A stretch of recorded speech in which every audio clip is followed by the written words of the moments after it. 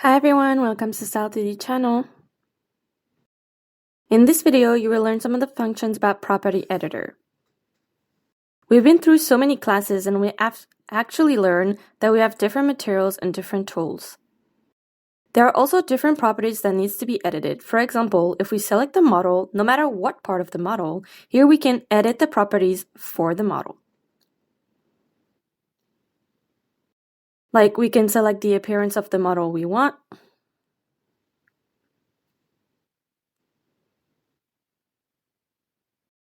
And then here we can edit the basic information of the model, including the emotions, here, etc. There is various properties, and here we can also control whether we need our models to attend simulation and information about her surface. Then here you can go to the Edit the Models accessory to see what kind of hairstyles or shoots she would need and its skins, and then it can be selected directly with the little arrow.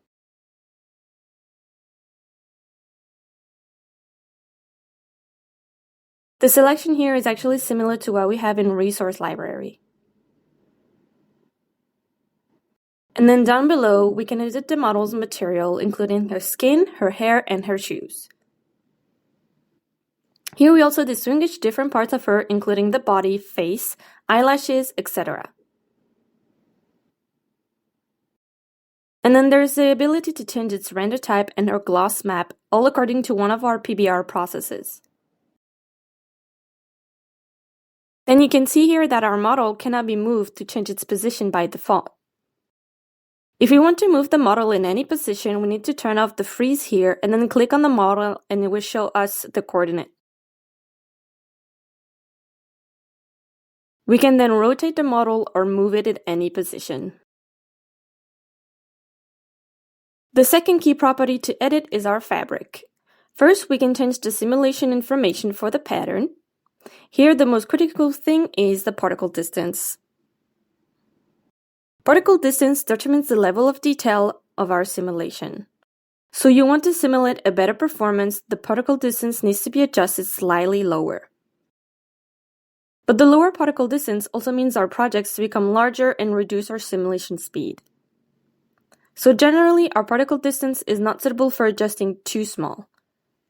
In addition to some special circumstances, try to adjust to a value of 5 to 8, and that would be a better choice.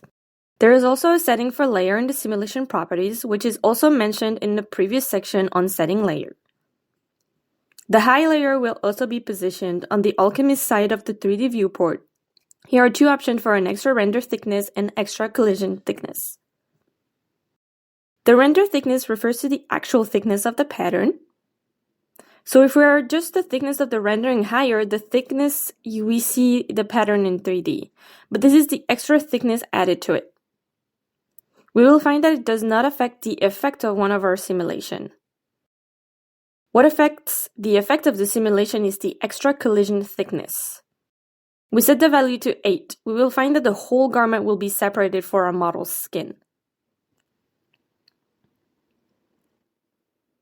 However, in general, we do not recommend that you change the thickness of the garment by the extra render thickness or extra collision thickness. Instead, it is recommended to adjust the thickness. At the bottom of the Edit Fabric Style, here is the real thickness information of the pattern. The thickness information here is reflected in both the render thickness and the simulated thickness. Again, you can see two simulation properties underneath. One is the shrinkage ratio weft and the other is the shrinkage ratio warp. It will not change the size of your 2D pattern, but it will change the grid stretching effect of our 3D pattern, which means that our patterns will be scaled along the weft and the warp direction. If we adjust the shrinkage ratio left value to 150, the pattern will not change in the 2D window. But in the 3D window, the weft direction will be enlarged by 1.5 times. The same principle applies to our warped direction. At the bottom is the pressure. When our pressure is positive, the pattern will expand outward. If we set the pressure to a negative value, the pattern will shrink inward.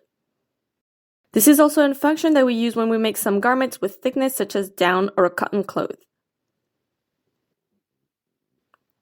And then let's see the fabric below. The first column is our edit fabric style. You can see in the top, it is the material property. Here you can edit the texture of a fabric. The second is the physical properties.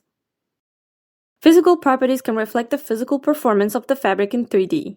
There is a special course to explain its use, its specific operation method. Let's return to our previous layer. We can also see information about the fabric, including bond and the skive. Bond is to overlay a bond on the surface of the fabric so that the fabric becomes less deformable and more rigid. The second item is the fabric skive. Skive is an edit that weakens the physical properties of the current fabric. And then here is solidify. It is also possible to control the strength of it.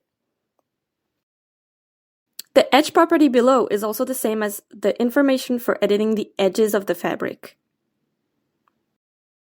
The physical properties of the other contents also hope that you will try to see for yourself, especially assets that we have here like button or buttonholes or top stitch, and some of the properties of puckering.